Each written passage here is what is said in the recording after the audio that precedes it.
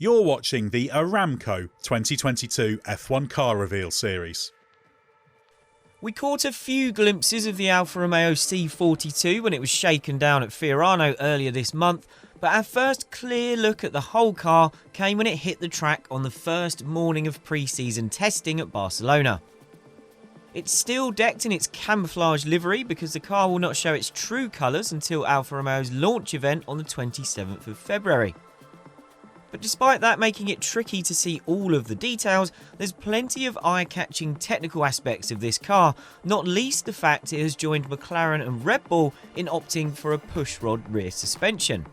And if you want to keep up with everything that's going on at F1 testing at Barcelona, which is not on TV this year, make sure you check out the Race Live Hub on our website, where our team on the ground in Spain will be providing regular updates.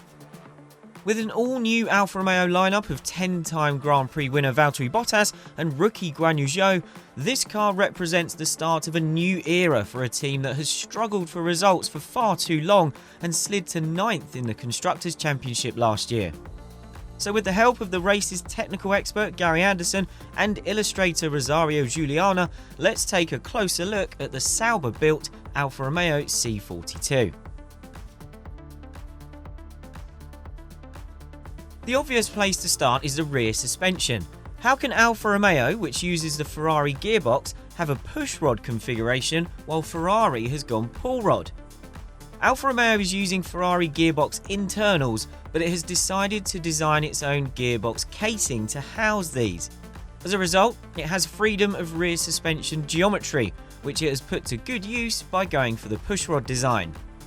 McLaren said they went for pushrod primarily because of the shorter wheelbase required for 2022, which means a shorter gearbox, and Alfa will have done it for similar packaging reasons. It's gone with the majority by having a pushrod front suspension configuration, but it's an unconventional interpretation that has caught Gary Anderson's attention. The track rod seems to be low down, just above the lower wishbone forward leg. The lower wishbone appears to be lower than the forward leg. If this is the case, it will allow the front of the car to dive under braking. The top wishbone is a completely different story. The wishbone outboard end is very high, and the inboard end of the forward leg is mounted even higher again. The rear leg inboard end is mounted much lower. That's an unusually large height difference in the mounting of the legs of the same wishbone. This will induce anti-dive under braking supporting the front of the car, depending on the actual longitudinal movement of the outer wishbone ends when the suspension goes into compression. This could increase caster that might be used to achieve a ride height change.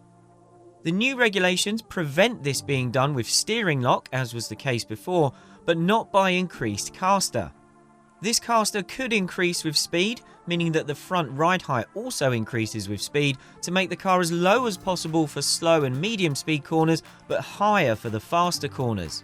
Given Red Bull has opted for a more aggressive version of the same concept, this could be a strength for Alfa Romeo. That's the mechanical side covered, so how about the aerodynamics? For the front wing, Alfa Romeo has got the slot gaps separating the lowest and second element to help airflow to the underside of the nose. The nose itself is a little lower than others, which should also help to keep the airflow attached. Similar to the Ferrari, the front wing is reasonably evenly loaded across its span, with the third and fourth flaps fixed to the nose as demanded by the regulations. The section outboard of that is adjustable to around where it joins the end plates. Over the last few seasons, Alfa Romeo has run this outer section of the flaps at very low angles, lower than anyone else, and it carries over this concept. The side pods are close to the Aston Martin and Red Bull end of the spectrum, but a much milder version. It has a reasonable undercut running from the front to the rear of the side pod. This will connect up the airflow from the front to the rear of the car and helps to pull airflow into the Coke bottle area. Most teams have a curved upward section on the outer edge of the floor to help pull some of the airflow from the underfloor. Alfa Romeo has augmented this effect with a separate turning vane mounted towards the rear.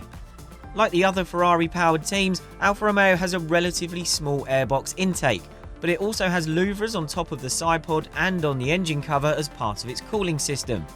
With the rear of the side pod sweeping in quickly, there's not so much cooling at the rear of the bodywork. The Coke bottle itself is relatively abrupt, allowing the sides of the gearbox to be open to the airflow. As long as these are shaped to be sympathetic to the airflow, that can work, but achieving this shape might compromise the housing structure. The rear wing itself is in line with the rest, although it has a relatively deep spoon section. It also features a twin pillar support. Alfa Romeo certainly hasn't been afraid to go its own way with this car, indicating it has clear ideas on the best way to approach things, even if it requires the effort of making its own gearbox casing. The stopwatch will reveal whether that approach has paid off. You're watching the Aramco 2022 F1 Car Reveal Series. Every F1 team is aiming to begin this new rules era in a strong position in order to create solid foundations to build from. Alfa Romeo has more reason than most, given its slow start to the last regulation cycle held it back for the long term. When the wider, high downforce cars were introduced in 2017, Sauber had only recently been taken over by its current ownership after a period of financial struggles. That had a clear impact on that year's Sauber C42, which also had the disadvantage of using a year-old Ferrari engine for cost reasons, and just 5 points were scored. According to Alfa Romeo technical director Jan Moncho, the team paid the price for that all the way to the end of 2021. Those financial struggles extended back to the start of the 1.6-litre V6 turbo hybrid era in 2014. Since then, the team has not finished higher than 8th in the Constructors' Championship. The days when this was a race-winning team as BMW Sauber, or when it finished as high as 4th in the championship as an independent back in 2001, are a distant memory, but things are looking up. Firstly, Alfa Romeo has maximised the development effort on this car. It used little of its 2021 wind tunnel time on the old car, focusing instead on the new regulations. Secondly, its financial situation is transformed from where it was 5 years ago. Not only did it agree a new multi-year deal with Alfa Romeo for naming rights last year and bring in a driver in Guan Yu Zhou with significant funding, but it also intends to operate at or very close to the cost cap this year, the baseline for which is set at $140 million. Thirdly, while results on track haven't reflected this, Alfa Romeo has been evolving. Since the arrival of team principal Frédéric Vasseur in 2017, it has doubled in size in terms of personnel, which has required significant reorganisation, and it has refreshed its facilities. This includes fixing a major weakness by creating its own driver-in-loop simulator, which is now playing an active role in the team's development and preparation work. As Jan Moncho said last summer, the real focus of the team is on this year. The Alfa Romeo C42 will demonstrate just how far Sauber has progressed in rebuilding itself and if it can hold its own in the midfield. The recruitment of former Mercedes driver Valtteri Bottas is also a key change. He sees this as a long-term project and intends to help take the team up the grid, with not only his proven speed, but also his experience of how Mercedes operates, key to helping sharpen up the team. Last year's car wasn't good enough technically, but the wider team also had its problems. Alfa Romeo didn't always feel the driver lineup of Kimi Raikkonen, consistent but lacking the edge of speed that once made him arguably the fastest man in F1, and the rapid but often erratic Antonio Giovinazzi got the best out of the car. In Bottas and the diligent, promising Zhou, they have a refreshed lineup. But it also needs to improve operationally. There were far too many mistakes last year, not only from the drivers. Big opportunities to score points were often squandered, and it was Williams, which had a slower car on average, that was able to capitalise and rack up enough points to beat Alfa Romeo to 8th.